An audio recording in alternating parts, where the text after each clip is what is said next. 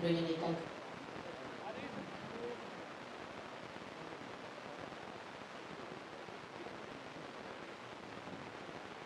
kurunjai amadi ngasi di pangthokhre kurunjai ngasi December Manipuri singi lamna maruiba ngasi di simak December ki tang ILP system da Manipur shan biro laujakiba angang ahal nupan boke loyana Nepal classification of our respected Minister of Sports. Thouram chahi chahi. Yes, we can now talk about the policy. Service to Thouram chahi, captain about chahi.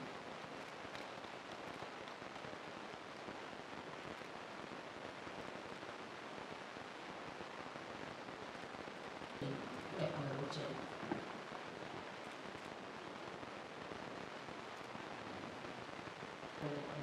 Some constituency, captain chahi about sir.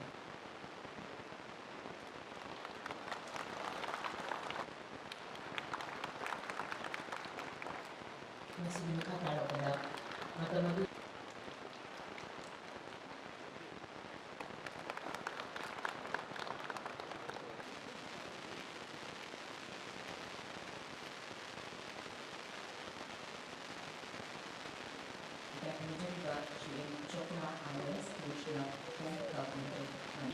to welcome Honorable Chief Minister this event, sir. I take this opportunity to welcome Students Union and the family of this occasion of celebration of 5 years of both electronic, print, media line, implementation of inner-line permit system. Chari, captain juga, tunggu chari. Mata biasa farmasi makan dengan chari, dua macam bukan chari na. Captain chari bangsa si farmasi chief guest point.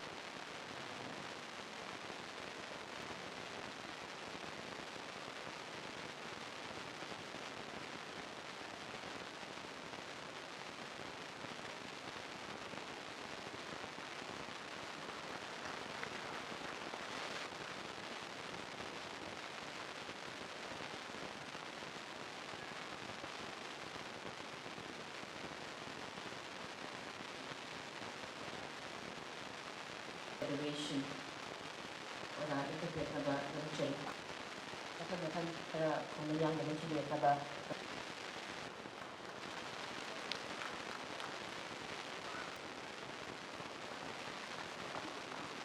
CM Sarbu Hanna Thagasari Lingbirakliba Honorable Chief Minister Singhu Thagasari Taseng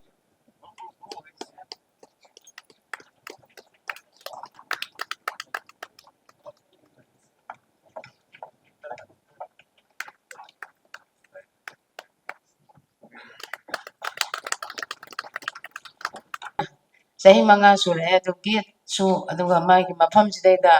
khara nanna mage isusige murti ji thammaga chahi kudingi akoigi Cultural beauty. Safeguarding this unique identity has always been a priority, and under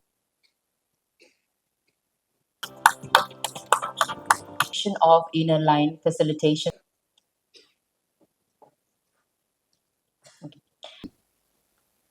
Inaugsin kui kenoda relief camp da laiba singdu thabak pihan bani madugi mi ngasi gi sidaida mi chahum mukki displays oina laiba relief camp da laiba mi chahum mukki thabak pibagi scheme ama sungasi gi ngasai wangang bi kipa Maryland gi kogi means startup da state government sponsor torga support torga mai pa ba start amna moibo amona thabak pibagi pot ni ngasi gi sidaida koina kangan sais ada nakoi mayam busu respect of jari kai kumna buchari aduga media gi marumapang aduga media gi khuthang la tabi riba sino mayam punama amuk hanai noluk chari yam nungai taba tanjani mission mama 57 mountain division ki army gi camp pas manung la thabak suba sangi bidagi tholuk tabagi ning nik launa nungai tana laina ma matam ni aimak Maharashtra ki politically yam soba mai pakpa si minister ki wasakpagi koi mayam punga da budu ai adagi excuse ni rakanda ai lamdam sida sumaina mi mo husi manga da lei ngarang na handa ngang lubi mayam si ki bagi mitta ki pi kangna dinai da kamaina la ka do inoi excuse to bi onai hair ai leaders in the excuse to be satte ngarang na donor ki makada pangthokpa noris ki adu so especially city the request to ai hujik lai ba situation sida ina station thado pa do yum mai sa to lai ga ina pa na krawai na sat ka dage adu kadang excuse to bio nai excuse to ngasi gi si di tangai phadana the part of the struggle koi mayam na tawrakriba ngasi khone lai kaliba ngasi khone mayam lengyan masam am ju kuise madugi struggle mayam dugi ningsingba recognition to ba sahi manga surappa Bharat Sarkar na ikoi Manipur da pirak pada khwaidagi statehood ki matungda 1972 ki statehood pirakhiba nung thana raga mayam irang tho matungda pirakhiba statehood ki matungda khwaidagi jati sigi oina indigenous population sigi oina state sigi oina positive oiba ikoi bu kanjanaba ma pirakpa haragadi machine ihan hanbo hoigini inner line permission atai dp gi mayam bu yone sangraba 398 kilometer border fencing to biramde free movement regime free the sangphok jangin yabu thambirame singnabada ubada kapaga hatpada case laitaba armed forces special power thambirame kari afaba thambirame statehood to gi matung party thagale habirakano politicalize of habirakano the facts thang isan for Robin Hood kari gi sigdaba inga sa jo haigi ai namitu da jo haigi maram saba issue sing maram sana tawu matam sana tawu matam kari gi praja wahan gada kari gi praja da sopan nangada matam sana tawu da bagini ngasi inland permit tabi no honorable union home minister ngang gi masai khoi kawbudong tawi yam wana phangba pone struggle mayam do adugi struggle da yaw gi bajing du ngasi apna lai kaliba adugi struggle da yaw gi bajing du khoi ngasi apna lengyan phi ama to si ya laga koina ବ୍ୟବହାର to jari kari gino inland permit suki mati important words Manipur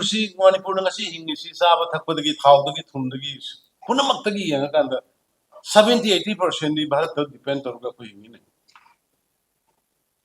aduguma Bharat bashi mayam duna sangakpada athingba thamini matomda a parliament dagi thingba thamjaraiba shishu Bharat na ningkha tamu matung da khwaidagi ihan hanba amatta ngaiba state post independent da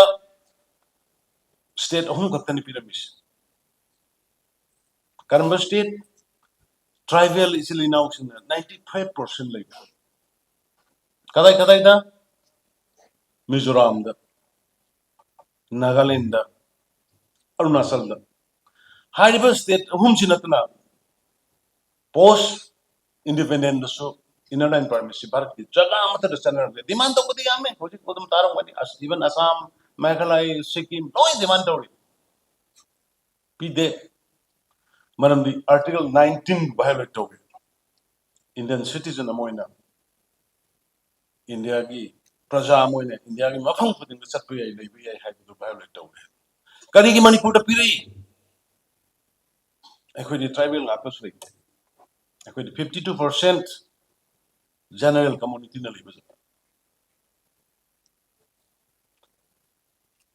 Mizoram tribal isilinaw thing 95% ni Nagaland tribal isilinaw 95% ni Arunachal Pradesh tribal isilinaw 95% only ekhoi Manipur se katane 52% general laina inline permit periods karigi the uniqueness and peculiarity ekhoi gi leiriba civilization culture tradition ekhoi gi physical anatomy leiriba ekhoi gi mayam se Indian loiragasu masi makoi real oina lobba adugi protect tawdu yadi si mamang da khanbiramba ke dawga habni mamang da khalam mani ngasai ekhoi gi isa Robindra Shiramoy Robindra Shiramoy sokpa mayam kaya no hoji ko soina araga mayam munderumani adunida ekhoi na masi ngasi kari gi damda masi pangthu ino hargadi achuksa ba potama Zati sigi oiba noi aikhoi dagi mayam ama noi depend tawroga su noi se noi gi da sanga koda khoi se permission yawroga sanga ge ko ina sacrifice tawroi ba duma bharat ki leadership do aikhoi na thagat pa ngamdra de khoi kana thagat se abno ko why we should not appreciate them noi hingjaro ko noi nacho ko noi se yamna real oiba duma community ni tribe ni or peoples ni noi gi damda protection aikhoi na pi ni pira iba sida ju hanjan nanjan pangang dangang ni pangchai de sai panau da lawi akhoi masin swai da lana bai su moi de ka tai ni akhoi masin swai da akhoi na nga ko ngam da bai su moi loina tai ni yes tai na mon thok leader amni pan ba ki tai na bi hai but am hanjan na tai na ba su nungai ki akhoi ki dawruge nam ka hangsi mi ama da nang toi do la le na hai bi mo ta what I have done ai contribution am ka nation sida lai krabra ai contribution am ka society sida lai krabra ai contribution am ka ai lekai da lai krabra isa ai sana ai ki dawruge na ko am ta hangna de ba mina to budu ngata ne ko criticize tawri se adu isa su ga hangse adu ni ngasi ko na hangba horis ngasi gi Manipur do hujik thangnari ba awaba thangnaram da bu yai ai ngasai so haibuni ngasi ji kasong kulen da khoi dai ki sangai asoba building ni 2017 dagi to bune do covid ne kari ne manam nei na loi ngam da ngasi loi daga sangai ada ina hai go to hills kari ge hokri no huji singi ki silinaw sing na mai kai sai pokra khara natan politically khara natan matamam da yam pangsai de sai rambani kari gi sathina development si imbalance way ramni sathina way ramra jani mase adani aina head ekoi government si la go to hills sing the kari wali ge se koi khangmam sangi kari tawri ga madu khanga ga thaba pai khatlaga madu men khala ka ne ngasi amata way reis satyo tamilong mamangi tamilong du siki tamilong kamai to bi khongsang lambi ka tang chapa pung du manga sangam bodo was just within hours nasai ka song kulen yo bodo se I now lesio sile honorable member mana hai ka song kulen dagi na imphal yo no ho da pung nipan da change one day it took but now 1 hour only pungamada masa yaw is the honorable sigi laibo sing the change may am development senapati gi yang beo senapati ji imphal again infrastructure ngasi dagi na sahi mangai matung da infrastructure development ga imphal again senapati na leirani ukru madu go to hills to salur matung da awat ma mayam du ura kan da ne ba koina go to village na ma go to village why to deliver go to hills ta ho mayam awat ma mayam ye na kan da madu gi ekhoi gi pot mayam du amuk budget ta hap kan da center da thar kan da madu utar kan da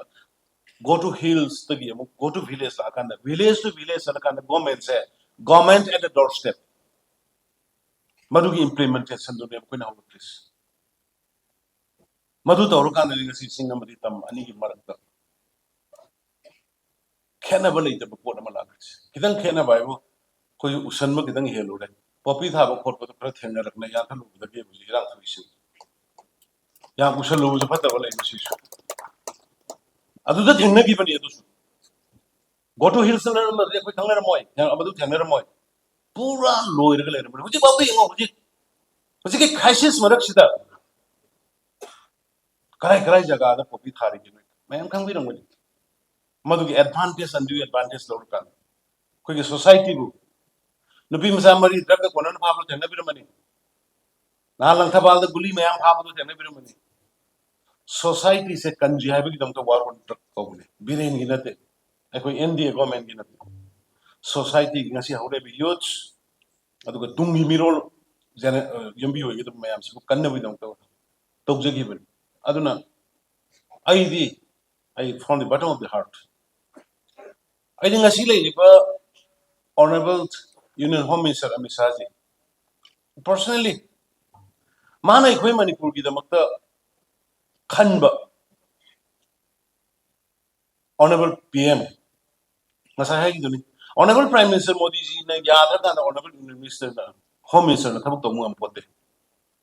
cabinet minister na thabuk tomu am pote aduna masiguma manipur da yamna complex hoiba manipur gi situation ye khanga kanda inner line permit piba biometric law na bagya ba illegal immigrants in city kaino da singde aikoi gi inner line permit ki makha lagte inner line permit only Indian citizen da to gudu ado sir aikoi gi di ILPDPB re ado sir mapalom dagi som dagi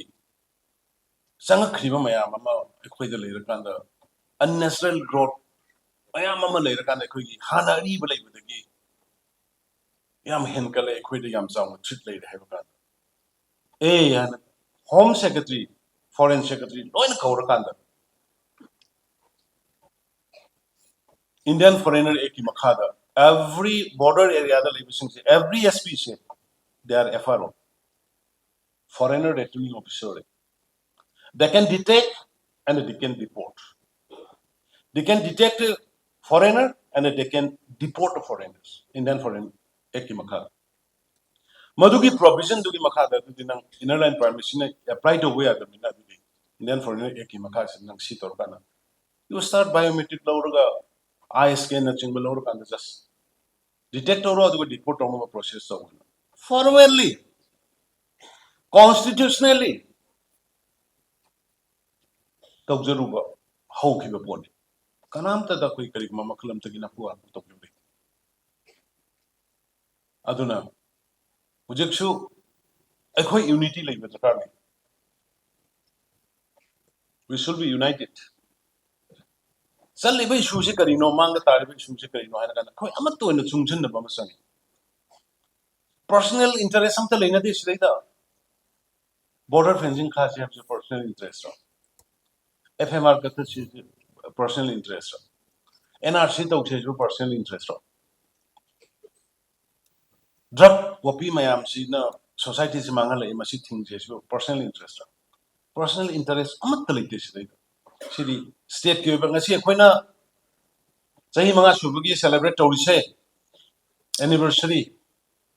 tawriba pangthoi je sumai na matam mamada ngasi na koi na wari baje lakad ba miro na celebrate tawbada ba du thabak tu ni ngasi koi na tawis kalam na bagi ai ki thika ki nate Birena Bishojina Tika Amata Rubi Bishalok Thum having a tape large Irans. Lamama Moy Minda Patata may have been a tape. Levak Shibukamina can get again. Yes, suggestion review, advice review. Karikane Birena the Lisata Basham the Lisati do Mayum May Sapagi. Me a mang bagi like the Kamaisa to no ma, no I am Moiko in a country remote. A koi might they mark the Kariam Nine, Kobiratan Satrin. Why Kugi Gangu? Singha ki the honor like Karimna ki the honor like positive way of Kandusum. How do not my level support Kani? A quick punson, please. ngasi ai mayam da inline permit ki Bharat Sarkar na khoi gi ko tawbi rakhriba tawbi nei ba hujik tawriba hujik su tawbi habi gano government gi officer ama transfer nang adai da ngasi thare nang hayeng na nang adai da posting period na ya ba adugumba arai ba issue mata na te pai members security movement bu hairu battalion change so bu hairu sahi chama ga kunthani ku le ba adugumba infrastructure adugumba settle to ko port ma move to ko guys ma yam phong na sungang ru ya da wari ma ya ma Bharat Sarkar na khoi gi nong le pa iba fure lawra iba decision tawra iba thabak hoi yam thuna pame so ai na hai sidi sa glass sen sin nang si sa sin nang tho ai nang ko bi roi thake na khut china ba ya ba issue na te it will take time matam sangani fencing ka ba matam sangani visa implement of matam sangani NRC ki process of matam sangani even inner land permit chana ba sai manga sore to khujik how that we sincerely we are not implementing in the field officers in Marakta, government employees in Marakta, masa intentionally man dalam dabo orumbiya, but nahan thouram idu yung provision the like the port. Only labor yarisi, labor ki pass people yarisi, construction labor khatane, construction ki. Ado hoji ki to makai deki court loga piram minu kande bakery ni na pile. Bakery ni na pile kale mitu na sahi the election number yauri. Ain na yate, law na yate, ek na yate. Aduna ekhoi gi ekhoi jo officer ma government employee ma we respect but tawri ba thabak moi de action lawri do kar deino aran ba ek to lana scenario adun number 1 khoi gi maru de ekhoi implement tawri ba educate tawri ba ekhoi se ekhoi sincere oi ba han sangi ek phanayam na siam so khoi no sincere oi dradi laiba kan mang moi ko ekhoi gi state yamna complex situation da level state ni atai state ka manade ekhoi state se yamna complex oi bini kumna nei na bi mamang yengo awang yengo maning yengo makha yengo kumna yengo Manipur nungsi be sin nausing it is my earnest appeal from the bottom of the heart yamna complex oi bini ko emotion se kumsi we need a proper planning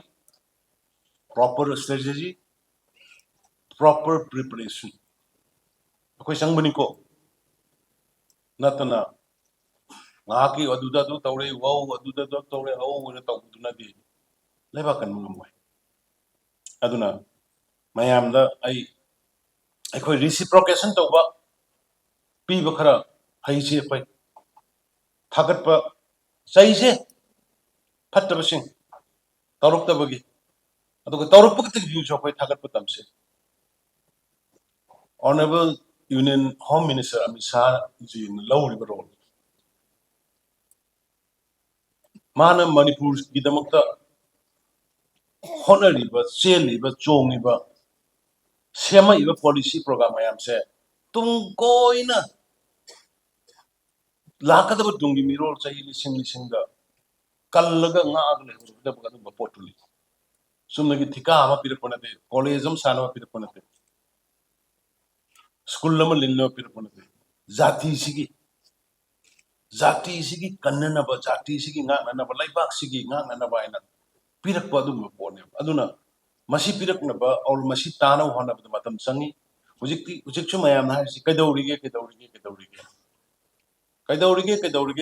se casualty su son ba ya mishi minasi kana go makhara na he pis laur boga pis tu gai de hona ba su mayam na kambri tu mai am nungai ta bai gi punsida hantak bu nungai ta bai legi wana khoi mayam sang na hona dana margi sil naw sing unna dana wari sadana Thadawgi sin nausing unadana wari sadana kanagi Mizoram matang series of meeting interaction tawrakanda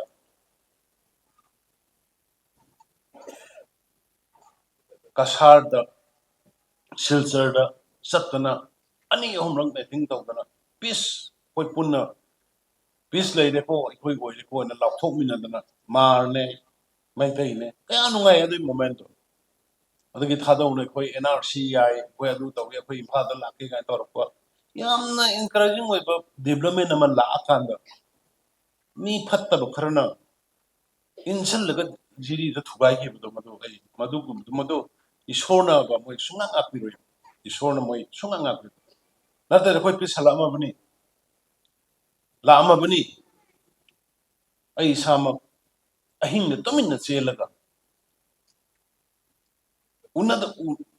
phone unaba yada ba leadership unaraga man unaraga civil society unaraga silsar da ani da thona peace ahum subala thokata bagi numinini khadang ayra ba numinne ba silsar da irang la halaga thugai bigi madu ishor aidi ishor yam thajabani pani ama mangan khaibe ishor ama moido soidana badandi pigani ramdi kanasu kilan pamde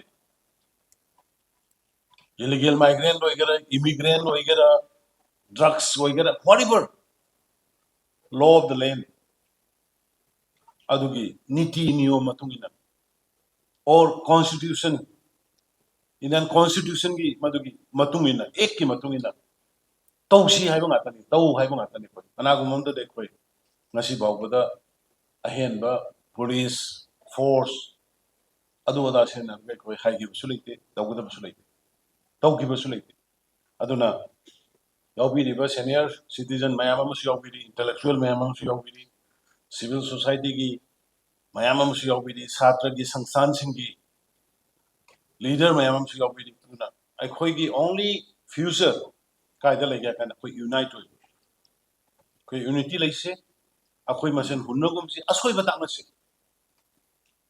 suggestion pina si haina si aduga punjan lakanda khoi tang chap manana le problem to da ba akai Manipur gi rang loi gani akhoi masel het sumaina sum tawle re kak